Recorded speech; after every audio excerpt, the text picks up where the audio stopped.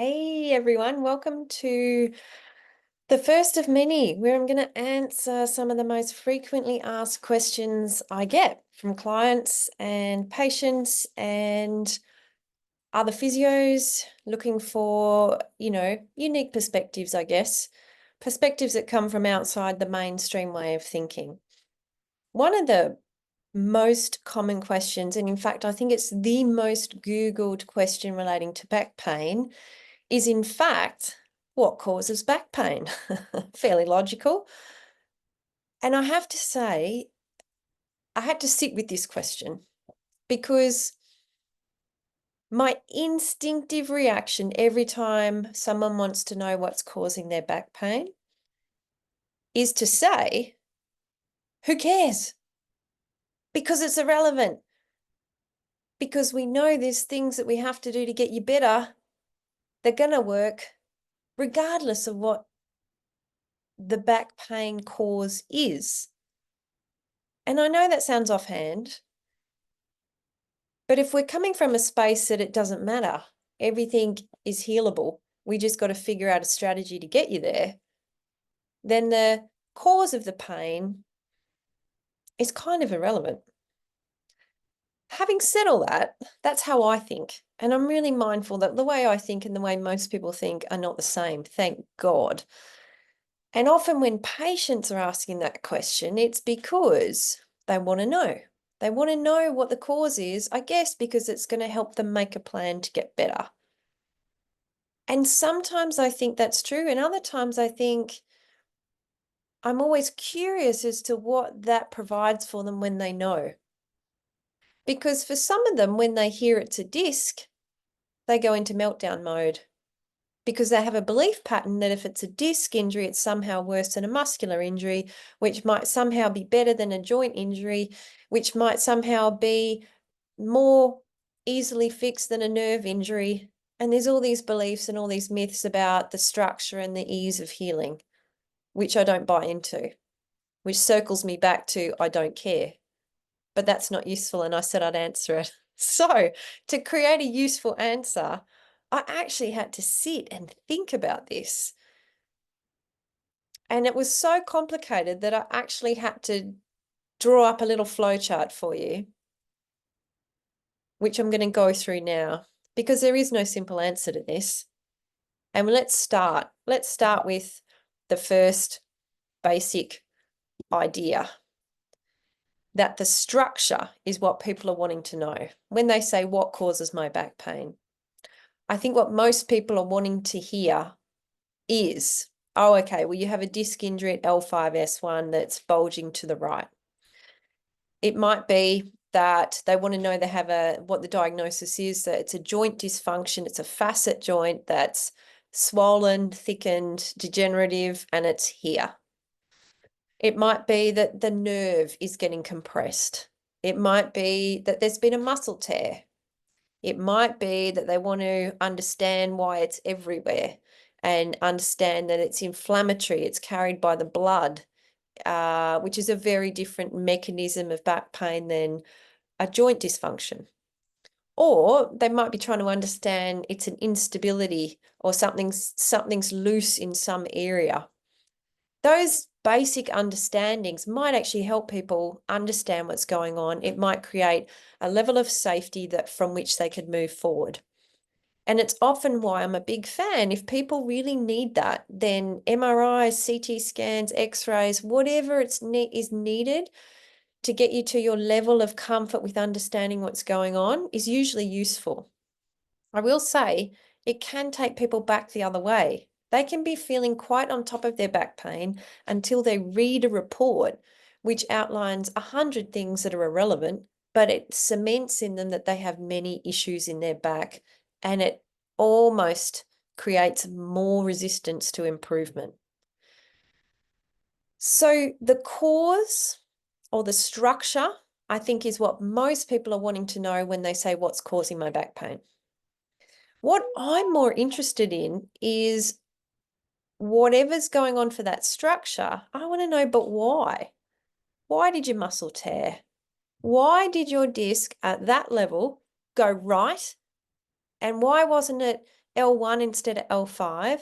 And why did it bulge left versus right versus centrally? Why? I want to know if it's a nerve. What's impinging on it? Is it bone? Is it disc? Is it there's just no space in the joint? And why is the nerve getting tangled there? Why not there or there? If it's muscular, why did it strain there? Why didn't the one above or the one below cop it?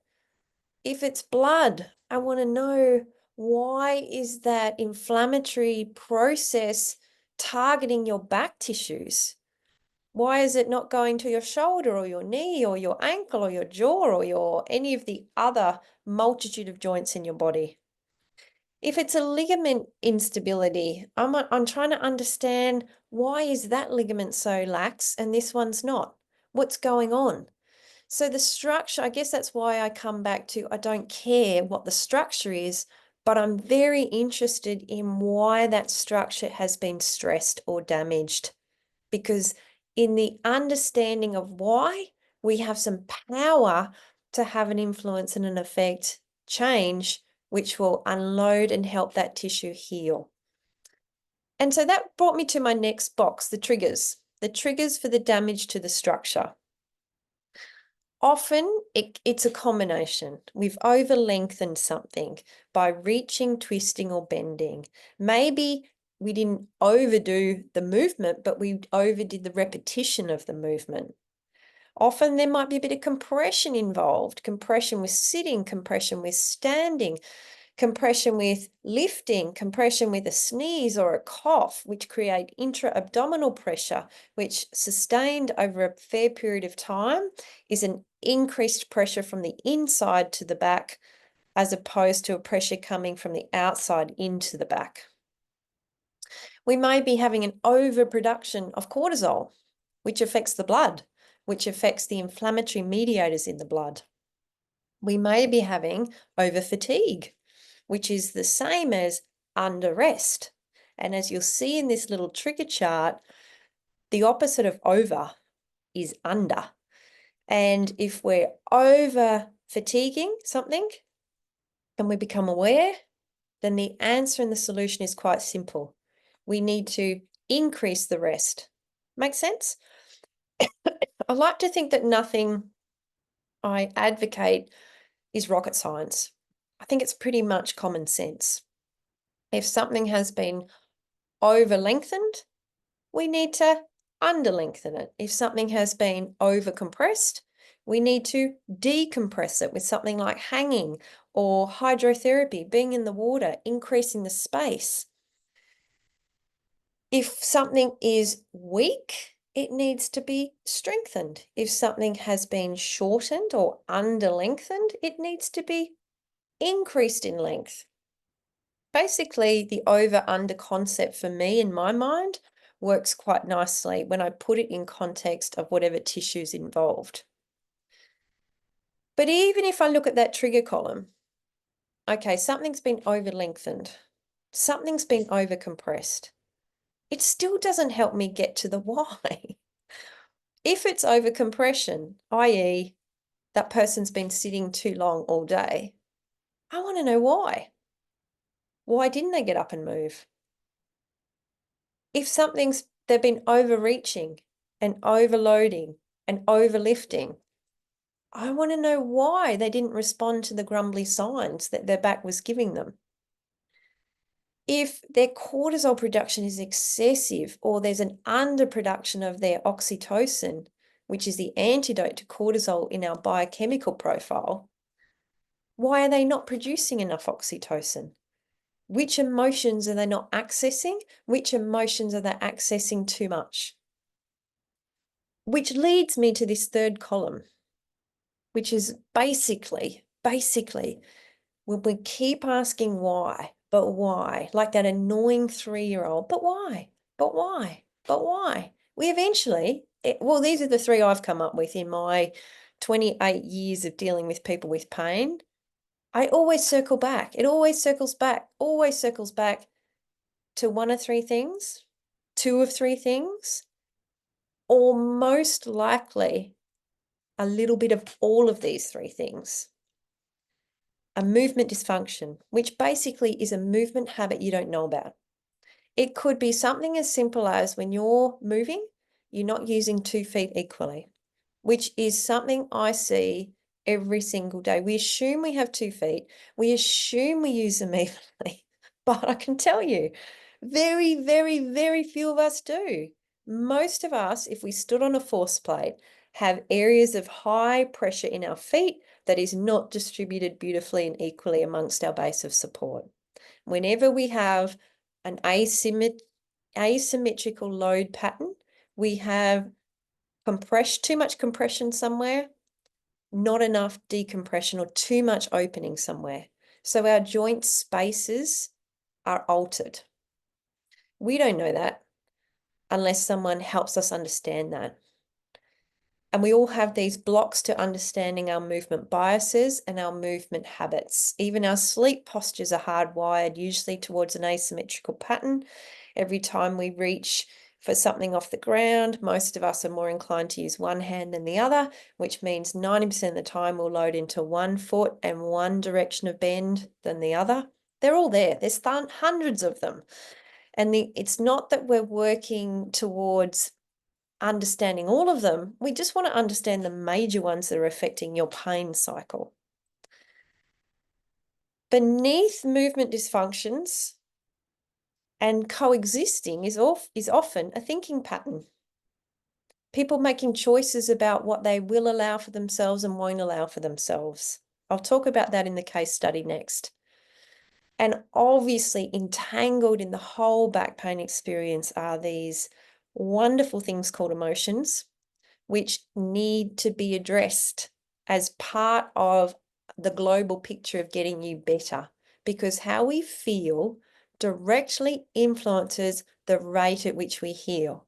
And that comes back to our biochemistry, whether we've got amazingly happy blood circulating or chronically stressed, chronically depressed, chronically anxious biochemistry that actually affects our inflammatory levels dramatically. And if we understand that, then again, we have some power to improve that. So let's talk about an example. What causes back pain? Because these two examples, I think, are going to highlight that the answer is not simple. We can talk about the structures all we like, but what's beneath damaging those structures is a combination as unique as there are leaves on a tree. I've never seen the same combination twice. There's patterns, but even within the patterns, there's such uniqueness in what's contributing to our own pain cycles that to have recipes is just like, don't bother. The holistic and coming at it and exploring all the angles is usually what gets people into a much happier space of understanding, which then allows them to move forward. Let's talk about Tom. Tom was a young guy I'd been seeing mainly for calf strain for footy. Fit, young, happy, got a job as an apprentice chippy, super happy, super eager to get there, got involved, and then within a few short months was experiencing some degree of stress in his back. The factors that were involved, he was working really long days. He was feeling a lot of pressure to keep up. No one had gone through or showed him how to shovel gravel all day in a variety of ways. He was under pressure with speed, so he just kept reverting back to the most efficient pattern that he had. There was a degree of pressure from keeping up with the older guys, wanting to fit in, so social pressure, perhaps we can call that. There was financial pressure because this is basically what he saw as his only career option moving forward, so he wasn't really wanting to jeopardize the opportunity. Because he was working such long hours, he then under-accessed the things that were keeping him strong and fit, like his footy, his running, his gym. So you can see where this starts to build. Pressure built, pain built. Eventually, his body found a way to disable him. He sustained a significant disc injury, basically was on the job, bent for the 15,000th time that day, couldn't straighten up, intense pain, fell to the ground, had to be taken off site with an ambulance, bilateral leg pain, yucky, yucky, yucky. Straight off to the neurosurgeon, decompression surgery rapidly. And, it was interesting in his time afterwards, post-surgery, he obviously had time to reflect on that whole cycle. And being who he was, he could just see step by step the exit points he didn't take. And he became quite curious as to why he didn't, why it had to get that bad for him to, understand that his body gave him multiple warning signs, but he didn't take them. And so he went on his little psychological journey post-surgery, committed to himself that he was going to learn from the experience, dealt with all of the emotions that had come up, and they were deep. Why do we not feel like we can say this is too much for me? Why do we not ask for help? Why do we not prioritize our own health above things like social pressure and money? They're really good questions, which I don't have the answer to, but they're all about our sense of how we've been raised, what beliefs have been placed in our head, yada, yada, yada. But ultimately, his body found a way to disable him. And everybody will do that if it's forced to. And so when people said to him, oh, what's wrong with your back? What's the cause? He would say, oh, I have a disc injury. I had a disc rupture. But I would say, oh, well, he was overloaded, overpressured, over repeated movements to the point of fatigue. He under-accessed all the things that were keeping him strong and fit. He had mental limitations that stopped him saying too much, I need a rest. They're the things to me that cause back pain. The structure is the end result of all these other deeper causes. And I guess that's why I focus on them more. And I guess it's part of recording this video. So next time you're asked or you want to know, just pause for a minute and think about even when you know whatever the diagnosis is it going to help you understand what triggered it? And perhaps it will and perhaps it won't. But always go deeper with your questioning so that you actually get to the bit that's going to help you move forward. Total polar opposite, a lady called Jan, early 60s, not really a mover, more of a crafty type. Had been married to her husband for 20 years in a really happy marriage. He got cancer. She nursed him. He passed away. She grieved, understandably grieved and grieved and grieved, and went on a southern spiral of hyper-emotionality, had grief counseling, became sensitized emotionally to the point where she didn't want to socialize with people. So she started to isolate, stopped doing the things that were keeping her moving and healthy, like her aquatherapy and her walks and her coffee dates, all gone. Spent more time sedentary at home. Pain was building. It was starting to affect her sleep. Inflammation getting worse because of the under access to all the hormones that would be the antidote to her cortisol production and inflammation. Eventually, after many, many, many, many, many months, goes and sees her doctor about the back pain. It wasn't just in her back, it was everywhere, but particularly the back pain. Got the x-ray. X-ray showed degenerative changes, which if they hadn't shown degenerative changes in someone over 60, I would have been very, she would have been abnormal. But like happens most often, the degenerative changes got blamed for the back pain. Those degenerative changes would have been there 12 months previous for sure.